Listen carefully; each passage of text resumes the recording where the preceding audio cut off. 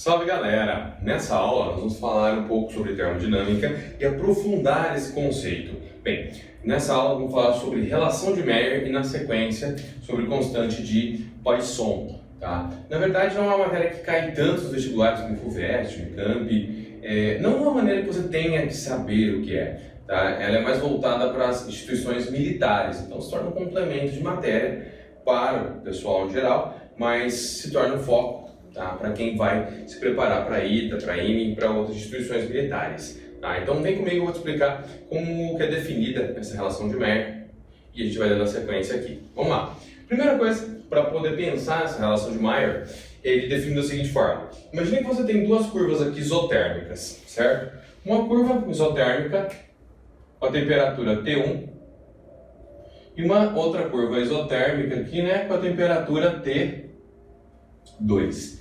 Tá? Eu vou ter duas transformações aqui acontecendo entre essas duas curvas. A primeira transformação, eu vou sair de um ponto A e vou para um ponto B. Tá? Dessa forma, eu vou sair de A e vou para B.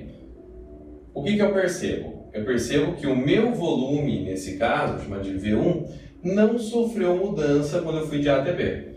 Logo, de A até B, eu tenho uma transformação, tá aqui ó, transformação, que nós chamamos ela de transformação isocórica. Então tá aqui, transformação isocórica, aquela transformação que o volume é uma constante. Bem, se você se lembra, quando nós fizemos as definições, eu disse para você, se o volume é constante, logo, não há variação nesse volume. Então eu vou falar que meu ΔV é igual a zero. Tá, Jabor, isso não mudou nada para mim, tudo bem? Só que se você lembrar também na nossa aula sobre trabalho, eu falei para você, se não tiver variação de volume, não tem trabalho, o trabalho é zero. Tá? E aí, pensando dessa maneira, se a variação de volume de A até B é zero, significa que o trabalho de A até B também vai ser igual a zero. E aí, entendendo que o trabalho entre A e B é zero, e jogando na primeira lei da termo, eu posso falar que todo o calor é igual a trabalho mais a energia interna, ou no caso, a variação da energia interna.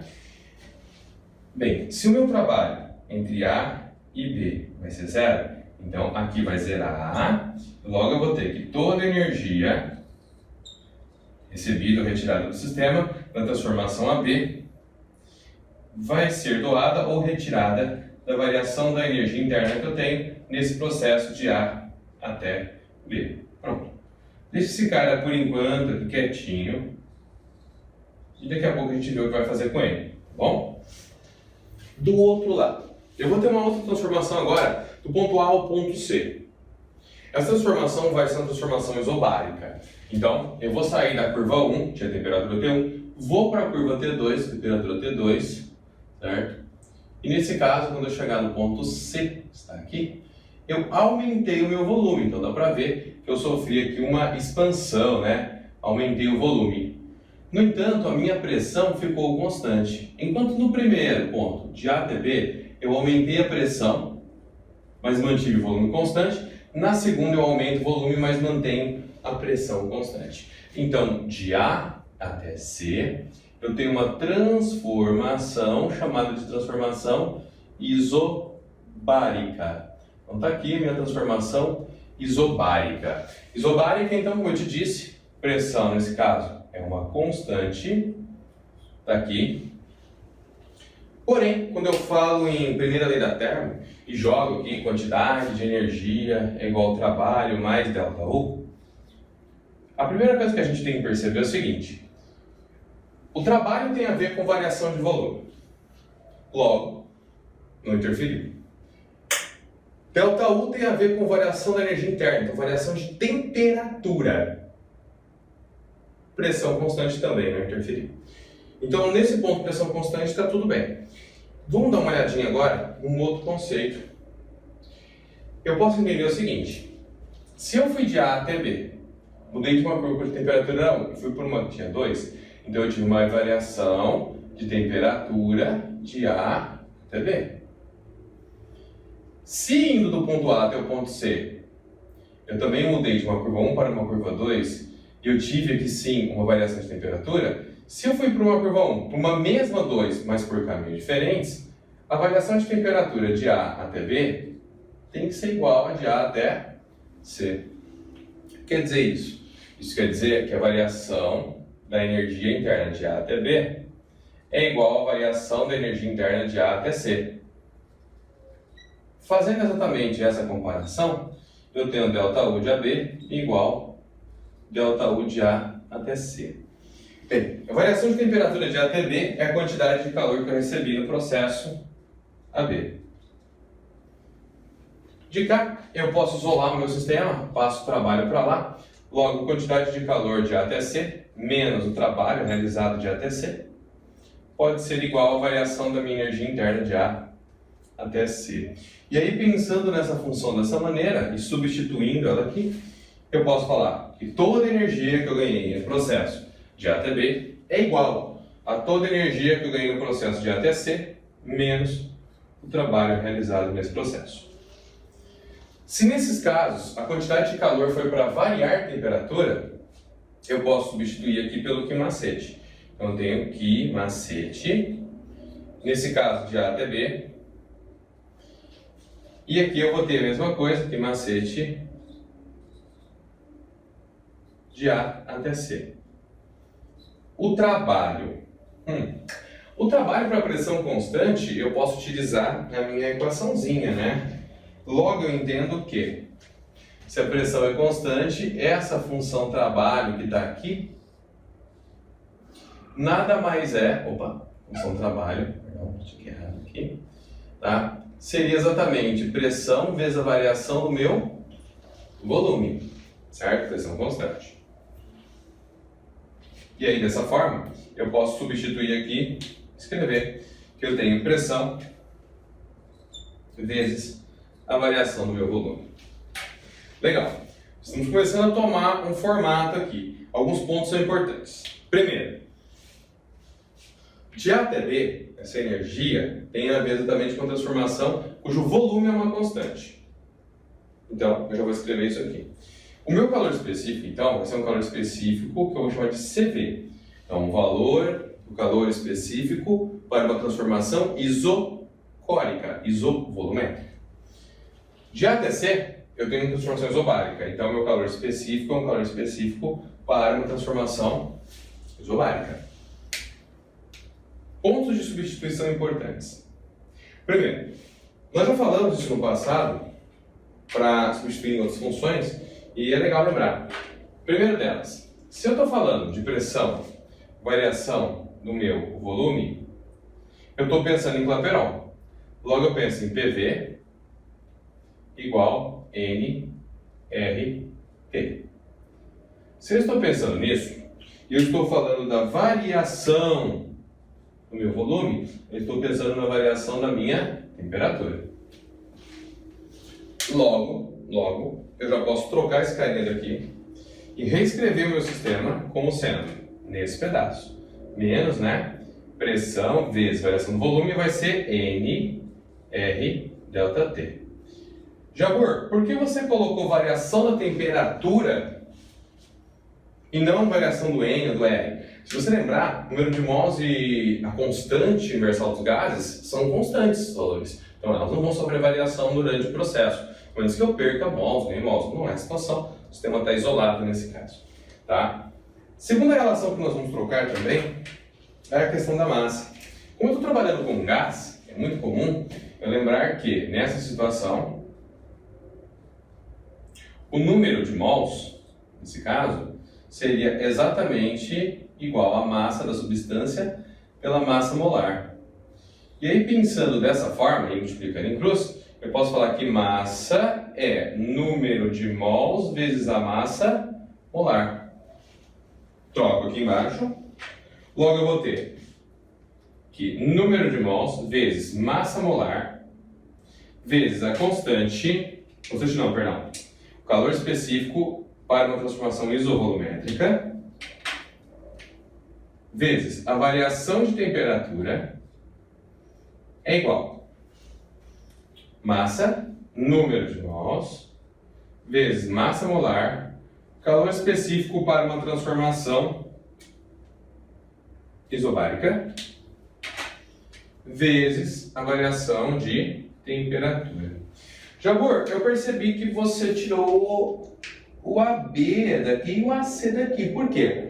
Porque como eu entendi que eu estou indo para dois pontos cuja variação é a mesma, eu já coloquei que a variação de temperatura é a mesma no mesmo ponto. E de lá também, sim. De cá, se você lembrar, eu estou falando da variação do volume nessa transformação, que é uma transformação isobárica, então é de A até C.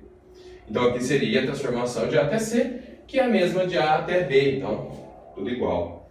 Bem, aproveitando o embalo aqui então, primeira coisa, se eu tenho massa molar vezes o calor específico da substância, quando a transformação é volumétrica, e de cá eu tenho quando a transformação é isobárica, massa molar vezes o calor específico me dá o calor específico molar. Então, eu vou trocar aqui, vou ficar com o número de mols vezes o calor específico, nesse caso, molar, vezes a variação na temperatura é igual número de mols vezes o calor específico molar para a transformação isobárica, vezes a variação na temperatura, menos o número de mols, constante universal dos gases, vezes a variação na temperatura. Eu percebi aqui, se eu quiser eu posso colocar em evidência, tanto N quanto ΔT são iguais, e é um fator comum dos dois lados. Logo eu posso cortar todos os N's, logo eu posso cortar todos os ΔT. Dessa forma, eu posso reescrever o meu sistema de queimaria. Aqui eu tenho CV igual a CP menos R. Vou passar meu menos R para cá, então fica R igual.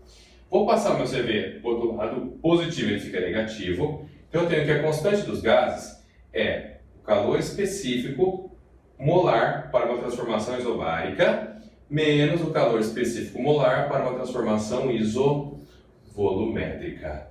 Essa é a relação que a gente chama de relação de Mayer. Tudo bem? Então, essa é uma primeira função. Guarda ela. A gente vai transformar ainda algumas funçõezinhas. E para você entender um pouco melhor aí, isso aqui é só um primeiro momento, depois a gente vai substituir transformações, por exemplo, de energia interna de um gás monatômico, 3 meios de nRT, vou mostrar para você como funciona cada uma delas, tá bom? Mas guarda aí, relação de Mayer, tá aqui. Segunda relação que eu quero passar para você é uma função chamada de constante de Poisson. Tá aqui. Poisson. Tá? A constante de Poisson é muito importante deixar bem claro que ela é uma relação usada para transformações transformações adiabáticas, não é isso? Adiabáticas. Tá? Mas por que eu falei isso? Porque eu estou justamente com uma comparação na cabeça e vou te mostrar ela. Olha só.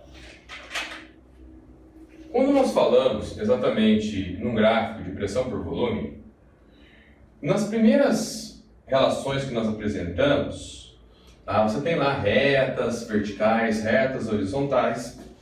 As verticais, retas, horizontais, transformações isocóricas, isobáricas. Mas eu também te passei uma curva, que alguns eles questionaram e aí nós fomos lá e mostramos pela definição como funcionava. Te mostrei ponto a ponto, montei tabela para você.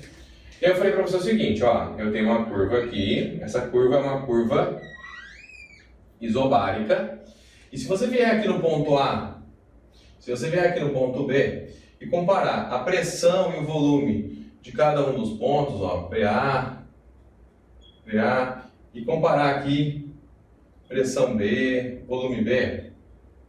Sempre que você fazia isso, a pressão A vezes o volume A era igual à pressão B e volume B. E eles eram iguais a uma constante. Tá aqui. Iguais a uma constante.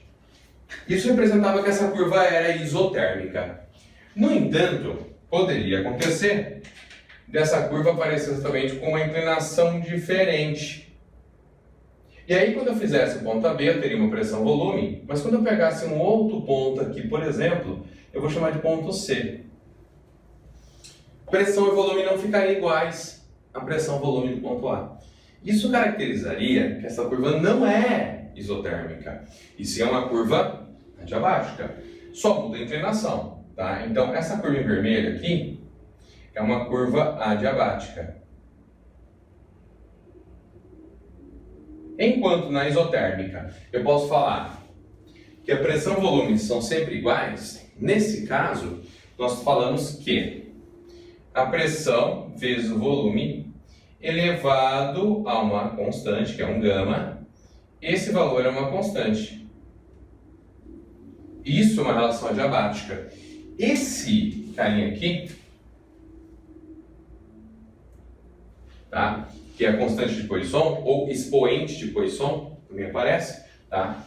Vou colocar ele aqui para você. Esse aqui é o expoente de Poisson, francês, né? Tá aqui, tá bom? Essa relaçãozinha, ela serve exatamente para relações adiabáticas. Então, quando eu penso numa função adiabática, ela pode ser aplicada, mas detalhe importante, tá bom? Eu só posso usar para relações adiabáticas. Ah, João, então se eu quisesse usar uma constante de Poisson, né? Uma transformação isobárica. Poderia, desde que eu soubesse que essa relação é adiabática. Se eu sei que ela está isolada, que é uma função adiabática, eu posso usar ela tanto na isovolumétrica quanto na isobárica. É uma questão só agora de trocar aqui as funções, certo? Substituir uma dentro da outra para estabelecer como que eu calcularia cada uma delas, certo? E na sequência eu vou te mostrar como que funciona isso, para ver se você entende um pouco melhor e cruzar com a relação da energia interna, para você ver como isso pode criar corpo e ficar um pouco diferente. Bem, como eu apresentei para vocês, as relações aqui de Mayer, expoente de Poisson, certo? Agora nós vamos observar o que acontece com a questão da energia interna, tá bom? Nessa mesma característica, nessa mesma função, transformação isocórica e isobárica. Só que aí eu posso pensar no meu gás assumindo duas funções, que é o gás monoatômico ou gás diatômico, tá? Como nós já falamos lá no estudo da primeira lei, quando eu tratei para você sobre energia interna, tá? Então, primeira coisa, quando eu tinha exatamente energia interna, eu trabalhava muito com U 3/2 de nRT. Era muito comum a gente trabalhar, na verdade, com a variação da energia interna, né? Logo, a variação da energia interna de um gás monatômico era 3/2 de nR delta T. Essa era a nossa função base. Se você lembrar agora que você está vamos definir, como é que ficou minha relação aqui? Toda a energia que eu doei para ele passar, exatamente, vou até colocar um pouquinho mais para cá para ter mais espaço, tá? Então, ó, trazer um pouquinho para cá. Toda a energia que eu doei para a passagem de A até B, parte é o trabalho de A até B, parte é a variação da energia interna de A até B. Bem, nessa transformação de A até B, eu tive uma transformação isocórica. Se a transformação é isocórica, o que eu sabia sobre ela? Eu sabia que isocórica, o meu volume é uma constante, logo o meu trabalho de A até B é igual a zero. Entendendo disso, esse cara zero, e está tudo bem. Como é que ficava a minha função? Quantidade de calor, nesse caso do lado do sistema, poderia ser substituído com tranquilidade. Mas não vou fazer isso não. Eu quero só a quantidade de calor para te mostrar o que acontece na transformação desse grau. Então eu vou ter aqui, quantidade de calor de A até B vai ser variação da energia interna de A até B, 3/2 de nR delta T, no caso, temperatura de A até B. Lembrando que, na função que nós já conhecemos, que é Clapeyron, eu posso relacionar essa variaçãozinha aqui exatamente com PV igual a nRT. Lembrando que, se eu estou trabalhando com variação na temperatura, é porque eu estou trabalhando com variação no meu volume, certo? E aí, substituindo, eu posso tirar o meu nR delta T e colocar a pressão vezes a variação do volume e falar para você que a quantidade de calor doada numa transformação isocórica vai ser de 3 meios de pressão vezes a variação do meu volume. Pronto. De maneira simples e direta. Tá? Jabor, eu não posso abrir isso aí e trabalhar com calor específico, tá? Pode sim, pode sim. Inclusive aqui pode ser dado como que macete. E você vai trocar, pode usar calor específico molar, igual nós usamos ali em cima. São funções que podem ser substituídas. Estou te mostrando aqui uma possibilidade mais simples, mas que é uma questão só de continuar expandindo para você chegar e substituir cada uma das funções no seu respectivo ponto. Tá bom? Agora, se a minha transformação de um gás monatômico for, nesse caso, isobárica, de A até C, como é que ela fica? Fica da seguinte maneira. Nesse caso de A até C, vou usar a mesma função, certo? Quantidade de calor de A até B vai ser o trabalho, de A até C, vai ser o trabalho de A até C mais a variação de energia interna de A até C. Nessa situação, eu posso falar que se a transformação for isobárica, a quantidade de calor de A até C para uma transformação isobárica vai ser pressão vezes a variação do meu volume de A até C. Mais variação da energia interna, nesse caso, vai ser 3 meios de N R delta T, na passagem de A até C. Da mesma maneira que eu substituí aqui, eu vou substituir de lá, certo? Então eu vou trocar esse NR delta T por pressão, variação do volume, só que na passagem de A até C, e agora ela é isobárica, então ela tem variação do volume, nesse caso foi uma expansão. Então, a quantidade de calor de A até C vai ser a pressão vezes a variação do volume de A até C, mais 3 meios de pressão, variação do volume de A até C. P delta V mais 3 meios de P delta V, eu vou fazer o 2 em evidência, o MMC aqui, no caso 2 dividido por 1 é 2, vezes isso aqui vai ser P, 2P delta V, né, de A até C, mais 2 dividido por 2 é 1, vezes 3, mantém o meu 3 aqui, então 3 delta V de A até C. Dessa forma, 2 mais 3, 5, eu posso escrever então que a quantidade de calor de A até C, que é uma transformação isobárica, então vou chamar de QP, isobárica, pressão constante, é igual a 5, né, 2 mais 3, sobre 2, 5 meios, de P delta V. Ah, não vai botar de A até C? Não, eu vou botar P, para uma variação de temperatura com pressão constante. Para você identificar que sempre que eu tiver essa função, tá, você vai poder fazer da mesma forma. Tá? Então, vou até abaixar aqui um pouquinho para ficar dentro aqui do meu quadriculadinho. Tá? 5 meios. Então, essa é a minha função principal. Então, tá aqui. 5 meios de P delta V. Ah, legal, Jabor. Isso aí é para um gás monatômico? Sim. Isso aqui é uma transformação para um gás monoatômico. E se fosse diatômico? Bem, eu vou usar as mesmas funções. Só que em vez de eu usar 3 meios, igual eu usei aqui, eu vou usar 5 meios. Então, vou mostrar para você, só para você ver. O gás diatômico, eu vou fazer a mesma passagem de A até B, tá? Ou seja, a transformação, nesse caso, de A até B, foi uma transformação isocórica. Aqui, isocórica. Se a transformação for isocórica, então eu tive que o volume é uma constante, mesma história, então o trabalho vai ser zero. Se o trabalho vai ser zero, eu posso substituir aqui de maneira direta. Então, quantidade de calor doada de A até B vai ser o trabalho realizado de A até B mais a variação da energia interna de A até B. Tomando que a relação é isocórica, eu vou cortar esse cara aqui e vou falar que ele vale zero, não tem trabalho, certo? Logo, toda a quantidade de energia doada no sistema de A até B vai ser a variação, nesse caso, mesma história, variação da energia interna está para a variação da temperatura. Então, delta U de A até B vai ser 5 meios de N R delta T Vou substituir da mesma maneira que eu fiz aqui anteriormente.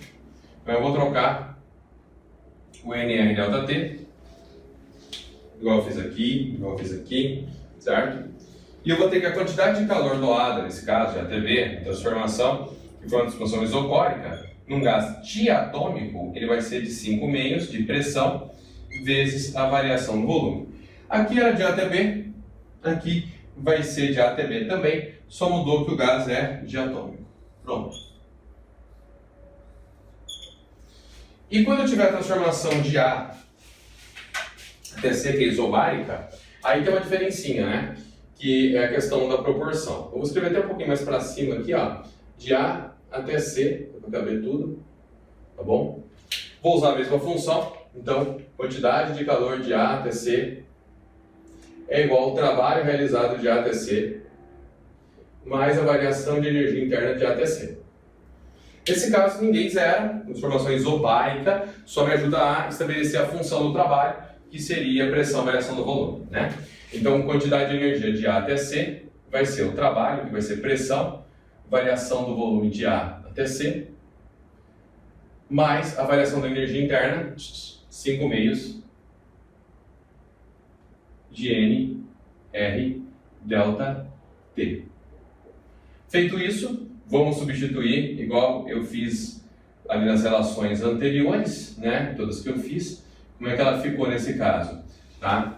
5 meios de, vou trocar NR delta T, então tá aqui, e substituindo isso aqui, eu vou ter 5 meios de pressão, variação do volume de A até C. Juntei os dois, fiz o MMC de novo, né? Nesse caso continua sendo o mesmo fator 2. Logo eu vou ter 2 dividido por 1, que é 2, vezes 2 vai ser 2P delta V de AC. 2 dividido por 2 é 1, vezes 5, 5. Logo, essa relação aqui vai ser exatamente de 2 mais 5, 7. Então, quantidade de calor numa transformação isobárica. Vou trocar igual eu fiz no anterior, tá? Em vez de colocar assim, eu vou colocar quantidade de calor para pressão constante, relação isobárica, vai ser de 2 mais 5, 7, meios de P delta V para a minha pressão constante.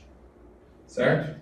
Feito isso, essa é a relação de quantidade de calor para esse tipo de transformação que envolve a relação de Baeyer, tá? Gente, eu espero que vocês tenham entendido como é que funcionam essas funções. Na sequência, eu vou resolver para você um exercício que caiu na EFON, para você entender como seria a aplicação desse conceito na prática, ok? Galera, aquele abraço e até a nossa próxima aula. Galera, nesse exercício, tá, caiu na EFON 2019, ele fala o seguinte: um mol de um gás monatômico vai de um estado A a um estado C. Então, primeiro, como já deixar bem claro, nós estamos trabalhando com um gás monatômico, ele vai sair de um ponto A e vai para um ponto C, certo? Passando pelo estado B com pressão, como mostra a figura abaixo. Aí eu coloquei o gráfico aqui do lado para você ver.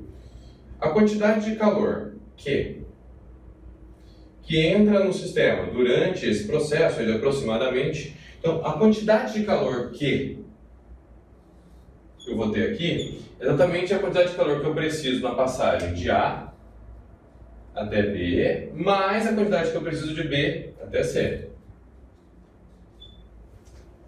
Detalhes importantes que você vai acrescentando, tá? Primeiro, vamos observar sempre, quando você tem um gráfico, a relação das grandezas das unidades que podem estar embutidas. Nesse caso, eu tenho um quilopascal, ou seja, todos os números que estiverem aqui, eles vão estar elevado à potência 10 elevado à terceira. Então começa por aí, então mais cuidado. Segunda coisa, se eu estou pensando em variação de volume, pressão, variação de temperatura, eu lembro que na primeira lei, exatamente da termo, vou escrever aqui embaixo, eu vou ter trabalho mais o delta U. Então essa é a função principal. Vou começar por ela. Então a primeira coisa que eu vou ter, essa quantidade de calor, então, que ele está citando aqui no problema, que é da passagem, vamos colocar aqui, ó, de A até C, só para começar, né? Porque aqui ele mandou chamar ela de Q. Então eu vou manter no final como Q. Mas é de A até C, né? Então, aí eu vou ter a quantidade total de A até B, que vai ser, então, nesse caso, o trabalho realizado de A até B, mais a variação da energia interna de A até B. Já no ponto BC, eu tenho que tomar um cuidado. Essa transformação, que vai daqui do ponto B até o ponto C, é uma transformação isobárica para um gás, nesse caso, monoatômico. Então, o que nós sabemos? Que uma transformação, nesse caso, para um gás monoatômico, certo? Vai ser dada por 5 meios de NR delta T. Não é uma relação que nós usamos sempre, mas as instituições militares, EFON, IME, IAR, ITA, isso pode aparecer para você, então tem que ficar mais atento se você vai prestar esses vestibulares, tá bom? Então, eu tenho ali NR delta T. Pensando dessa forma, você também está observando que nesse caso aqui, o teu gráfico é um gráfico de pressão por volume, logo você não tem esses pontos de temperatura para poder esquematizar. E aí eu vou ter que pensar um pouquinho diferente disso aí. Se eu estou pensando exatamente na questão de não ter temperatura, mas precisar dela, eu posso substituir pensando exatamente na função de Clapeyron. Se PV é igual a NRT, eu posso pensar que se eu tenho a variação no meu volume, é como se tivesse a variação na temperatura, logo essa função que está aqui pode ser substituída, certo? Então eu posso reescrever ela como sendo, nesse caso, tá, 5 meios de P delta V, lembrando que esse delta V é do ponto B até o ponto C, né? Eu pus B, flechinha C, depois eu vou colocar sobre C, tá? Pensando assim, como é que fica o resto? Vamos lá. Quantidade de calor que o sistema está ganhando vai ser o trabalho de A até B. Sempre que eu tiver uma pressão variável, o que eu te ensinei? Eu te ensinei que a área desse gráfico vai te dar um valor numericamente igual ao teu trabalho de A até B. Isso quer dizer, então, nesse caso, esse trabalho de A até B exatamente será representado por essa área, e essa área é a área de um trapézio. Então eu vou ter a área de um trapézio que está de lado, né? Base maior, base menor, altura. Então, base maior mais base menor vezes a altura dividido por 2. Jabor, faltou a variação da energia interna de A para o ponto B. Beleza. O que nós sabemos sobre essa variação da energia interna? Que é um gás monatômico. Se é um gás monatômico e não é isobárico, como aconteceu aqui do lado, eu vou ter então 3 meios de NR delta T. E a mesma coisa que nós tivemos aqui na questão anterior, nós não temos a temperatura. Então eu não tenho como verificar essa variação de temperatura aqui que aconteceu de A até B. Eu vou fazer o quê? Eu vou trocar por P delta V.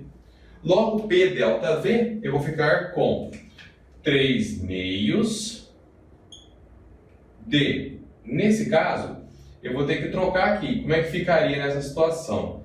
Tá? Pressão vezes a variação do volume, né, de A até B. Então, pressão nesse caso aqui, NR, né, fiquei com pressão, vezes a variação do volume de A até B. Certo? Beleza. Estamos estruturando a relação, sem esquecer aqui dos meus 5 meios, né, tá aqui do lado, 5 meios de P delta V, né, de B até C. Tá bom? Começo a abrir algumas situações. Primeiro, base maior, base menor. Quanto vale a base maior? A base maior aqui vai valer 2, 10 a terceira. Então, 2, 10 a terceira, 2.000. Mais, base menor. Base menor vale 1, 10 a terceira, 1.000. Vezes a altura. A altura vai de 1 até 3, no caso metro cúbico, então, nesse caso de 1 até 3, eu vou ter 2. Dividido por 2. Mais 3 meios D. Nessa situação de A e B, nós temos aí uma relação de pontos de pressão desses pontos de A até B. Logo eu vou ter pressão final, volume final, temperatura final, volume final. Então eu vou trabalhar com a variação dos dois ao mesmo tempo. Se os dois vão mudar, então eu vou escrever diferente isso aqui. Em vez de eu colocar simplesmente pressão, ΔV, eu vou colocar para você o seguinte, eu vou colocar pressão final, que é o ponto B, vezes volume final, B, menos pressão A, volume A. Nesse caso, eu não usei simplesmente a relação porque a minha pressão também sofreu uma variação. Então eu tenho que lembrar que nesse caso ela também sofreu uma variação. E aí eu aplico o meu conceito final menos inicial na pressão e no volume. Soma aqui, tá? 3/2 da pressão. Nesse caso, a minha pressão é a pressão do ponto C, né? Vezes a variação do volume do ponto B até o ponto C. Chegamos no ponto aqui que eu já comecei a botar valores, vou continuar botando, então fica. Quantidade de calor vai ser, cortou 2, 2.000 mais 1.000, 3.000. Mais 3/2 D. Espera aí que agora ficou delicada a situação. Pressão do ponto B. 10⁻³ 1.000. Volume 3. Então, 1.000 vezes 3, né? Menos, nesse caso. Pressão do ponto A, 2, 10⁻³, 2.000. Volume do ponto A, 1. Caramba, professor, o negócio tá corpando, né? Você está usando todos os conceitos? Cara, todos. É um exercício muito completo, né? Ele demanda muito do aluno saber o que é termodinâmica mesmo, aprofundar, são detalhes aí que tem seus diferenciais e, lógico, é uma questão bem aprofundada, questão bonita, como a gente fala, né? Mas, aqui, né, 5/2 de pressão do ponto C, 10⁻³, 1.000. Variação do volume de B até C direto, né? 3/4, 1. Pronto. Agora a gente começa a finalizar. Agora a gente vai finalizar, né? Vou colocar os números. Então vou ficar aqui com quantidade de calor, nesse caso, é igual a 3.000. 1.000 vezes 3, 3.000. 2.000 menos 1 vai ser 2.000. 3.000 menos 2.000, 1.000. Então 1.000 vezes 3, 3.000, dividido por 2, 1.500. Então eu vou ter aqui mais 1.500 já. Resolvi tudo isso aqui, né? 1.500. Mas, senhor, podia fazer diretão assim? É um cálculo, não tem problema nenhum em fazer. Lógico, mano, cuidado, se você não tem essa facilidade de fazer essa conta, faz passo a passo, vai escrevendo para não se perder, tá bom? 1.000 vezes 1.000, vezes 5, 5.000, mais 2, 2.500. Então, mais 2.500. Aí é só finalizar, né? 500 mais 2.500, 3.000. Mais 1.000, 4.000. 4.000 mais 3.000, 7.000. Então, a quantidade total de energia que eu precisei nesse sistema, tá, vai ser de 7.000 joules. Jogor, essa questão, como é que você coloca ela? Difícil. É uma questão com um grau bem elevado, visto que a gente às vezes nem vai perceber, né? Passa direto por essa questão da quantidade de energia do sistema isobárico. A gente trabalha em outros sistemas e não tem necessidade de fazer isso, tá? Então poderia passar despercebido e gerar o erro, tá bom? O que é muito comum, por isso que a gente tem que tomar muito cuidado em questões desse nível, tá? Mas é uma questão de alto nível, uma questão extremamente completa, tá? Vale a pena resolver ela de novo, professor? Com certeza. Mas primeiro trabalha outras questões mais tranquilas, faz a sequência das principais, tá? Essa questão é uma questão muito elevada, né? É legal para você trabalhar os conceitos gerais dessa questão aí da primeira lei da termo. Uma outra questão que eu sempre aconselho resolver, para entender também, mas não um gráfico simples, sim um ciclo, é uma segunda questão, uma questão da Unesp, segunda fase, que ela faz também um ciclo, ela pergunta sobre a variação da energia interna. É bom para você fixar bem essa questão aí das variações. Mas essa questão já ajuda a gente a entender um pouquinho como é que seria a quantidade de energia, né, nesse caso, para uma transformação isobárica. Beleza? Galera, espero que vocês tenham entendido e até a nossa próxima aula.